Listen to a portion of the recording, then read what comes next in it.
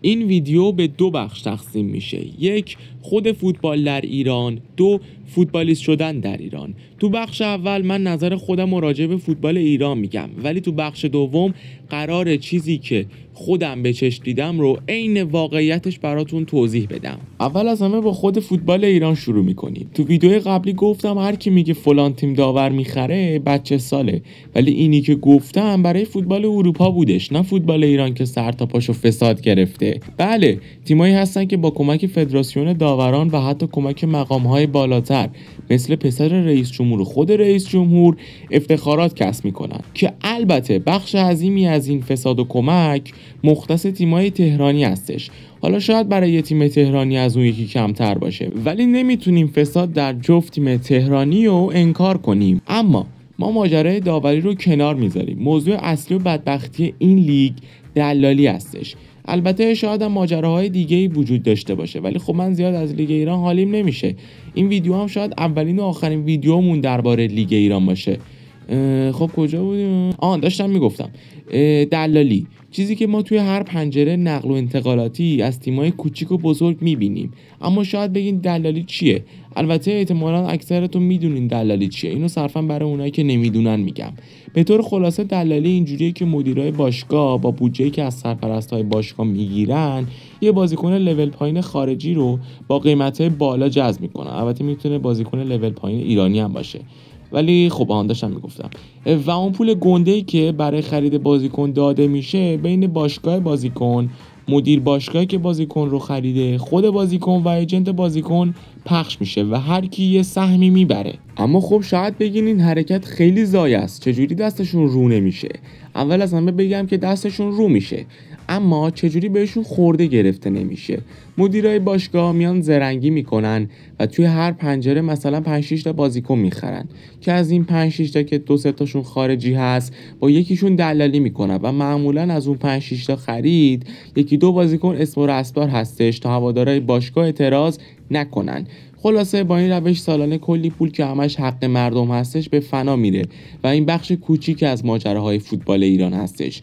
چیزهای دیگه این مثل ورزشگاه‌های بی‌کیفیت، مربی‌های بی‌کیفیت، بازیکن‌های ایرانی کوچر با حقوقای نجومی و خیلی چیزهای دیگه هستن که من اگه بخوام همشو با هم دیگه توضیح بدم باید یه پادکست 2-3 ساعته آپلود کنم، نه یه ویدیو 8 دقیقه‌ای. اما بخش دوم ویدیو یعنی فوتبالی شدن تو ایران. خب فرض کن توی پسر بچه 10 ساله هستی که عاشق استقلالی و همیشه دوست داری تو استقلال بازی کنی. این ماجرای زندگی 85% کسایی هستش که دارن این ویدیو رو نگاه میکنن. فقط ممکنه تیمش فرق داشته باشه. اما از اینجا به بعد داستانی هستش که من خودم که نه ولی یکی از نزدیکام تجربهش کرد که اسمشو نمیگم و با ایکس خطابش میکنم. ایکس سال 96 بود که 12 سالش بود و میخواست تو آکادمی استقلال تست بده. آره خلاصه یه روز رندوم دید که تستگیری آکادمی استقلال شروع شده و دست باباشو گرفت و رفت سر مکان تست تا ببینن اصلا شرایطش چیه. اونجا منتظر بودن تا اتفاقی پدرش با یه آدمی که چند سال تو آکادمی حضور داشت سر حرفو باز کرد. اونم یه جورایی دلش سوخت و واقعیت‌های آکادمی رو توضیح داد. گفتش که شما برای یه تست معمولی 10 دقیقه‌ای باید همین اول کار 10 میلیون پول بدید. بچه‌ها دارم میگم 10 میلیون سال 96. اون موقع پراید 20 میلیون بود، دلار 3000 تومان بود، بستنی کیم تازه شده بود 1000 تومان. خلاصه با تورم امروزی بخوایم حساب کنیم میشه 120 میلیون. البته خب ممکنه همین فردا بشه 121 میلیون یا روزی که این ویدیو دست شما میرسه بلکه هم شده باشه 125 میلیون. آره خلاصه داشتم میگفتم اون وقت تست چجوریه؟ 10 دقیقه بین 100 تا 150 تا بچه یه توپ میندازن و از بین اون 100 و 150 تا در 15 نفرشون رو انتخاب میکنن. اما این همه ماجرا نیست. این تست اصلا کشکیه و عملکرد بچه‌ها تو این تست غیر اصولی به هیچ جای هیچ کس نیست.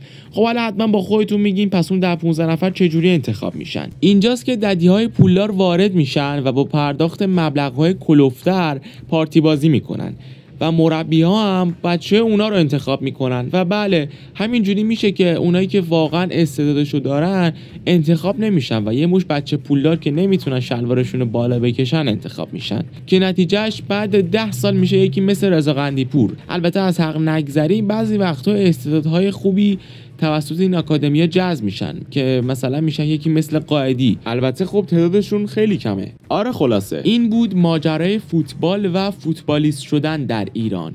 به هر حال وقتی که به عمق ماجرای فوتبال ایران ورود میکنی قطعا فسادهای بزرگتری رو میبینی که اینا پیشش هیچ هستن. خلاصه من مسیام و دومین ویدیو کانال اوجی فوت همینجا تموم میشه و خدافظ.